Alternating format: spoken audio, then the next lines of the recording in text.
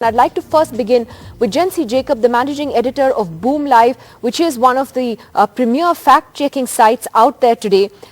Jency, just to ask you, what do you make of these rules? And what is the definition of fake news? Because there seems to be some confusion here. What people like you do is to literally bust fake news, stuff that is literally, not true, and to bring facts forward. But it seems that very often the government, it calls those items as fake news, which are just, items that are critical of the government. That's not fake news. Yeah, Nidhi, that's right. Which is why when it comes to the definition of fake news, globally there is always an understanding among fact checkers that we should not, perpetuate the term called fake news, because it's a term that we, as very well know, way back in 2016, Donald Trump weaponized it against the mainstream media. NYT is fake news, Washington Post is fake news, just because none of them agreed with him. Hence, the global understanding that let's say, differentiate it between misinformation and disinformation, where misinformation is anything that you push out when you don't know and when you're not sure about it, and disinformation is something that what organized political IT cells do, because they have a narrative to peddle. So that aside, when we keep the definition aside, I am not understanding what the government is up to here. PIB fact checking has been in existence since the last 3 to 4 years. They have been going out and denying anything which is against the government, which I feel is strictly under their prerogative, because any government in the world has the right to do that, to say that that what has been reported about them in the mainstream media or the digital media or television media is not right. Now they are perfectly within their rights to do that.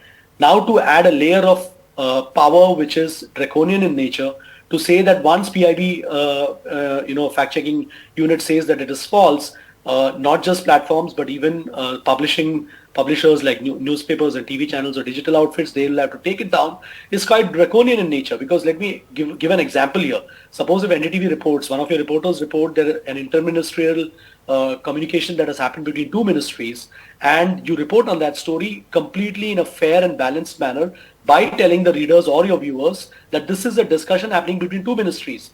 Now PIB may come out and say it is false. Now it does not mean, just because the government has not announced it, it doesn't mean that it is false. It only means that it has not been brought into action yet. But the citizens of this country do have a right to know what are the discussions happening about certain policies that affect them. Now, will that be something that they will say that, just because PIB has called it false, you'll have to take it down? That's a problematic line to take. That's actually very important, because I'm just going to read out a couple of examples where the PIB fact check actually needed to be fact checked itself. So, for example, and News Laundry actually did a really good piece on this. In June of 2020, the PIB said, kind of, as they put it, hemmed and hawed about the presence of Chinese troops on the Indian side of the LAC, essentially saying that it hadn't happened. But 2 months later, the government went on record to say, yes, there was a transgression that happened in May of 2020. There was also a so-called fact check where they said it was fake news that the UP Special Task Force had directed their personnel and family members to delete 52 Chinese apps from their mobile phones for security reasons. Alt News had then done a fact check. They got the cops on record to say it was confirmed, and then the government actually went ahead and banned 59 Chinese apps for similar reasons just days later.